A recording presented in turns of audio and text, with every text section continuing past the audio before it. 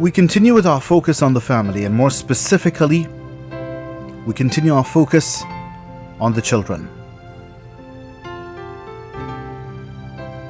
Parents, guardians, teachers, elder siblings, those who are viewed as role models, listen carefully. Everyone wants to tell you these days what to do and how to do with regard to your children, how to raise them well, how to nurture them, how to care for them, how to discipline them. Today we'd like to take a slightly different approach and tell you some of the things that we'd recommend you avoid. For starters, we ask that you avoid giving your child everything that he or she asks for. They will grow up with a sense of entitlement. They will grow up believing that they have the right to get everything that they want, even if they haven't earned it, even if they haven't worked for it, and even if the means do not make it possible.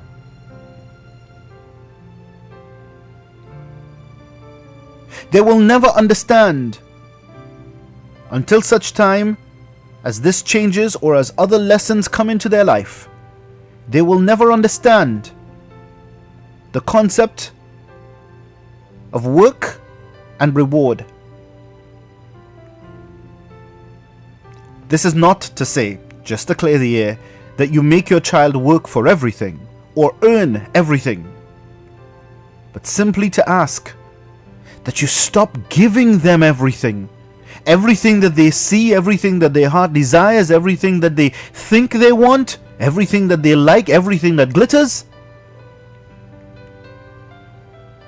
You're actually doing a major disservice to your child, and for that matter, to the rest of the world that is going to have to deal with your bratty, entitled child when he or she steps out.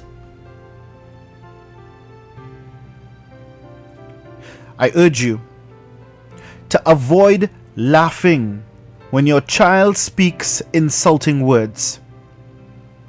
How many times have we seen this in Trinidad and Tobago? The adults are laughing, the adults are having conversation, and the child will say something that is either insulting or inappropriate for his or her age, and instead of correcting the child, we laugh. Because our own sense of humor is not yet fully developed. We think it's cute that he or she has the ability at such a young age to repeat the words that we have said. We marvel at the sheer brilliance of their ability to regurgitate. We think that our child is the best thing since sliced bread. He's brilliant, they say. Oh my God, this child's smart, boy. Well, they wouldn't believe, you know. And instead of disciplining the child, we encourage them, we egg them on by either laughing or turning it into something that is not as serious as it really is. And yet still we are surprised when that child grows up and thinks that disrespect is entertainment. We encourage and egg them on when they're whining and gyrating as little children in a most inappropriate way. And then we are surprised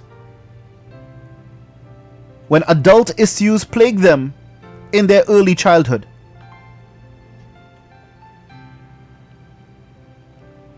We urge you this morning to avoid remaining insensitive to bad behavior without disciplining the child or scolding them for that bad behavior. Because they will continue to grow up believing that there are no rules in society, or that the rules do not apply to them, and worse, that there are never any consequences. How many times in the past have you commented on the fact that criminals get away with everything in this country, or they are so brazen because they know that there are no consequences. And prison is a walk in the park for some of them, and so on and so forth. You've either heard these things or said these things yourself. The same applies to your children. If you always threaten to ground, to discipline, to take a certain course of action, if they don't conform or fall in line, or if their behavior isn't on point or on fleek, as they say, and you never follow through, if you never follow through because you think you're being a good parent, because you think that you love your child so much you don't want to punish them, I hope you know that you're setting your child up for an absolutely shocking reality when they become adults and their consequences do catch up with them. I urge you this morning to avoid picking up anything that your child messes up, because that child will then grow up believing that other people have to take responsibility for their responsibilities. This is why, for instance, so many women complain that when they get married, they're still picking up after their husbands. Why? Because in Trinidad and Tobago, we teach the girls to clean up after themselves, but we allow the boys to get away with it. And so they never mature into not just men, but into responsible, self-sufficient, decent human beings. They're boys trapped in men's bodies. The unfortunate thing is that the very said wife who is complaining about that husband, chances are she's going to encourage the same behavior with her own child. And the cycle continues. Because you know what? Her baby boy, her baby girl is going to leave toys all over the living room. But I'm not going to discipline him or her. I might say something once or twice, but even if they don't listen, you know what? I am mommy and I love my baby. And so I will pick up after him or her. I urge you this morning to avoid letting your child watch programs on TV, because he will grow up thinking that there is no difference between being a child and being an adult. You must teach your children with even something as simple as TV and TV ratings that there are things that are appropriate for children and things that are not. You have to start drawing the line, because when that line becomes blurred, well, you can just take a look outside and see what happens. I urge you as well this morning to stop giving your child all the money that he or she asks for, because they will then grow up thinking that getting money is easy. And these are how bad habits start. And then they won't hesitate to steal for it.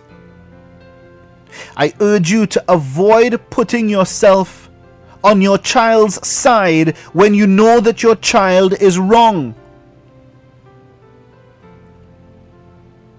Even if you didn't like the way that the teacher handled the situation or the neighbor handled the situation, I say to you that it is still better your teacher, your child's teacher or your neighbor handled the situation than the police. How many stories have you heard? How many stories have you heard of mothers defending their boys who are bandits? But it didn't just start there. It started with the little things. When the child brought home the pencil that didn't belong to him from school, did you send him back with it? Did you say, no, you need to return this? Did you take him into school? Find the child he took it from? Make him apologize to that child, to the classroom, to the teacher? No, because you don't want to embarrass your child. Not in front of the classroom. But how will you feel when your child's face is brandished all over the front page of every newspaper and online digital news outlet? Loving your child doesn't mean that you have to take your child's side, Your role is not to defend your child in all things and all circumstances. Your role as parent is to raise decent human beings, to do the best that you can, to love them, to nurture them, to nourish them, but to grow them into self-sufficient adults. I urge you this morning as well to avoid leaving them alone at home when you go to places of worship, because then they will grow up thinking that God either does not exist or does not apply to them. And I urge you this morning to start digging deeper. For all the other things that we are doing, that we think may be right, or maybe we've not thought about it at all, start digging to find ways that we can be better parents, better people, and raise better children.